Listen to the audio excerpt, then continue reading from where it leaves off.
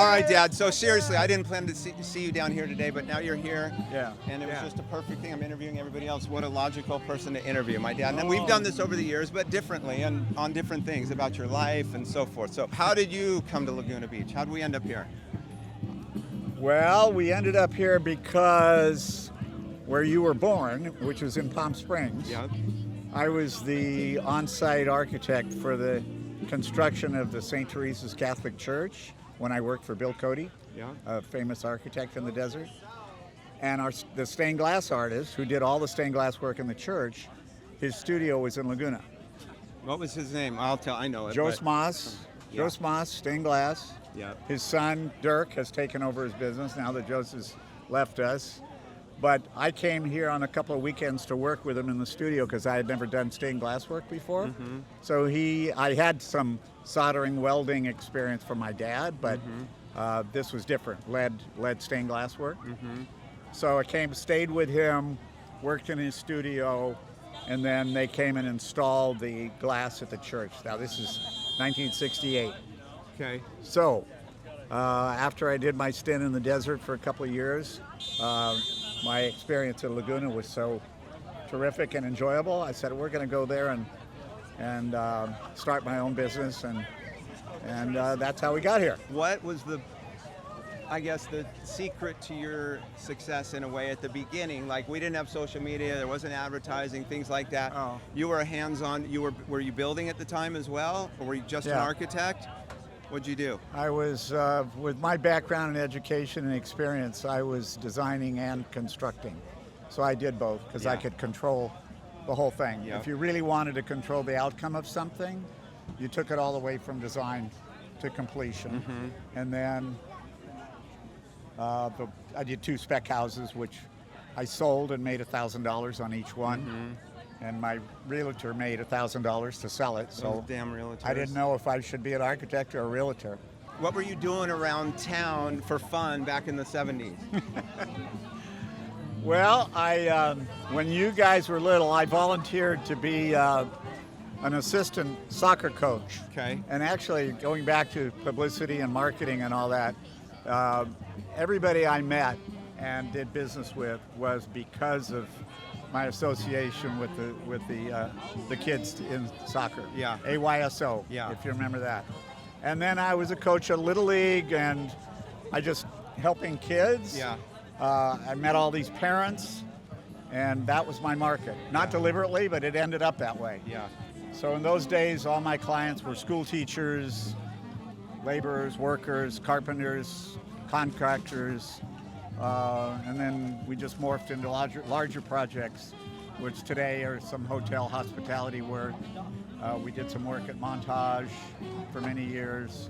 We're working on the Pacific Edge Hotel at the moment. And as we said, we were the design architects on the ranch, so that was a big project for us. What's been the most rewarding project that you've done? I think the ranch project stands out because of what it was and what it is now. Yeah. And what it was deteriorating, and it was sold to one buyer who was going to tear it down and build a new hotel. Mm-hmm. And that fell through because of the economy during 2008 and 2010. And then the Christie Group came in and bought it and came to me and said, we'd like to restore it. Mm-hmm. And I said, I'm your guy. Right Let's on. work on it together. Another one that stands out is the Pottery Place. It used to be the Pottery Shack. Yeah. And that was another one that we had buyers wanting to tear it down and build one a motel, another one CVS pharmacy, and I turned down both of those potential projects until the current owner, Joe Hanauer, came to me and said, can we save this and restore it? Would you be willing to work with me on it? And I said, absolutely. I think one of your most special projects was the parking garage at the Montage. Ah. Well, yeah, that was that's a long story, but it's the most controversial one. Yeah. Is it really? I didn't know yeah. that. I didn't Yeah. know that. So when we were working with Montage, Athens Development Group, to build the new Montage Hotel, the development stretched about a half a mile of beach. and it extended past Wesley Drive beyond the signal. And the neighbors who lived above politely and diplomatically complained, and they said that if there's anything you can do to preserve our view, but we're not going to fight your project, but we'd really appreciate, you looking at it.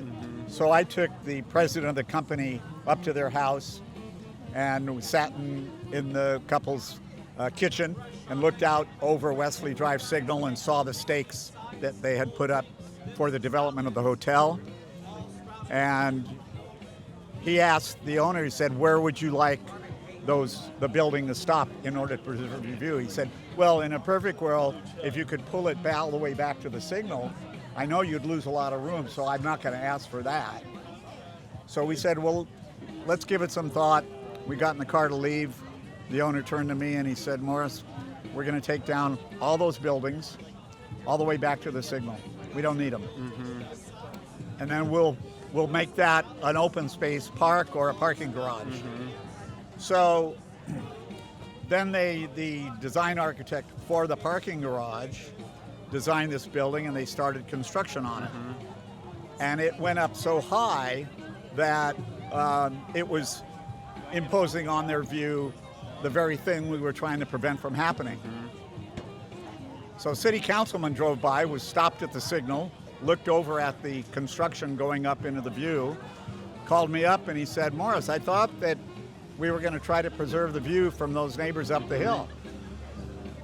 And I said, we were. This is a mistake. It got past us. Yeah. So he said, what can you do about it? So I called the owner of the development, and he said, well, who is that? Is that? Are we with John yet? Athens. Are you with John? It's John Mansour and the Athens group.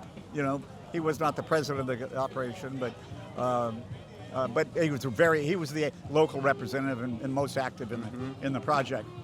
Yeah, Scott. So they said, all right, we're going to tear it down. So they had all the concrete formed up. They had the columns in place. The railings were about to go up. And they gave me the job of redesigning the parking garage to preserve the views. Glamorous. So then I went back to those neighbors. I sat on the same kitchen table, and we did a sightline study and a photograph of where the ocean view would be preserved to. And I said the building will be no higher than that.